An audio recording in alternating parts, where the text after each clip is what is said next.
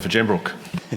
Thank you very much, Speaker. He's not that quick at moving out of the way. So today I'm pleased to rise and speak about the Victoria Police, the PSOs, and some of the issues within this bill that have been raised by the opposition Shadow Minister for Police and Emergency Services, the member for Caulfield. And the first thing I want to focus on is one of the key elements which was hidden in this bill, which was something that the government wanted to sneak through, and it was around the CFA and some of the changes they're doing with FRV. And when they went out to the community at the last election, it was very obvious the Labor Party was misleading the community in what they were saying with the CFA and the FRV.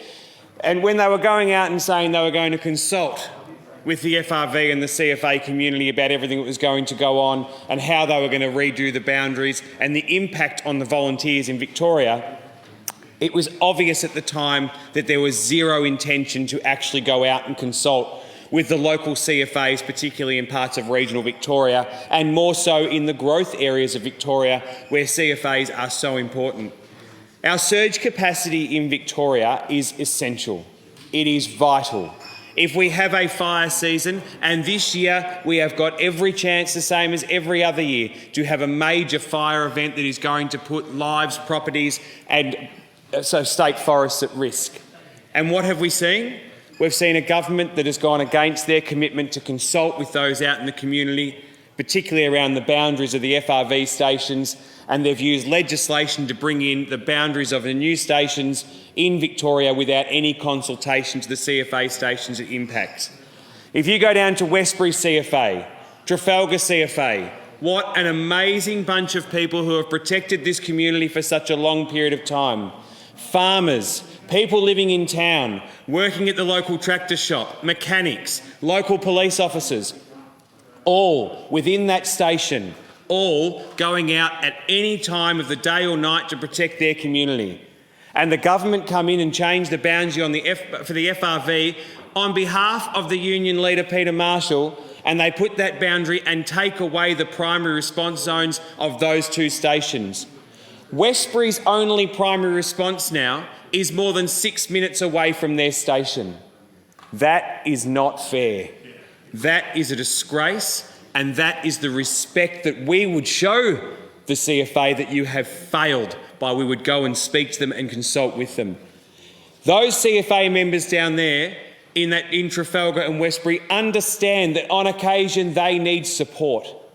They know that when there's a fire that's out of control, they need support from other stations around them, and they don't care when the next truck turns up is a career or volunteer station. That is the last thing on their mind.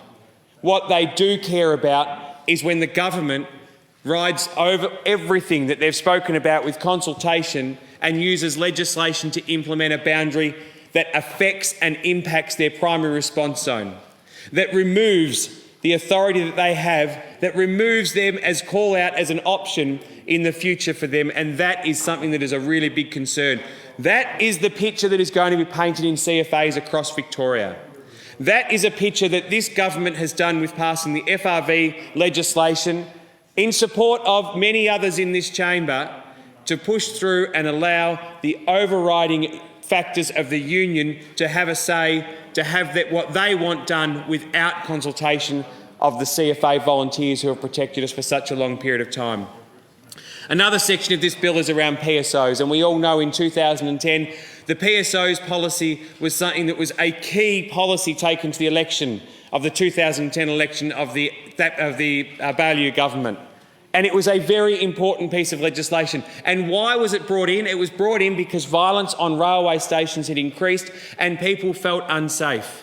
And there was report after report at the time that the perception of safety on railway stations was at such a high level, people were actually considering not using public transport.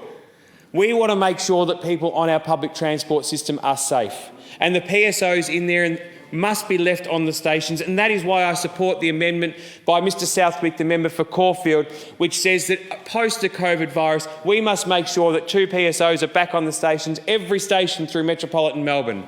When you go to Beaconsfield, Berwick, Officer, Pakenham, the effect they've had and the impact they've had on safety there is amazing. People feel safe using the stations at night. Coming home from work, if you've been in work until 11 o'clock at night and you get out to one of those stations and your car's at the back of the car park, to have someone with the ability to walk over with you or keep an eye on you when you walk over increases your feeling of safety, and that is so important to people using public transport at night. If we want to have a true system where people can use public transport at any time of day, we have to have a true system that ensures that there's security and safety.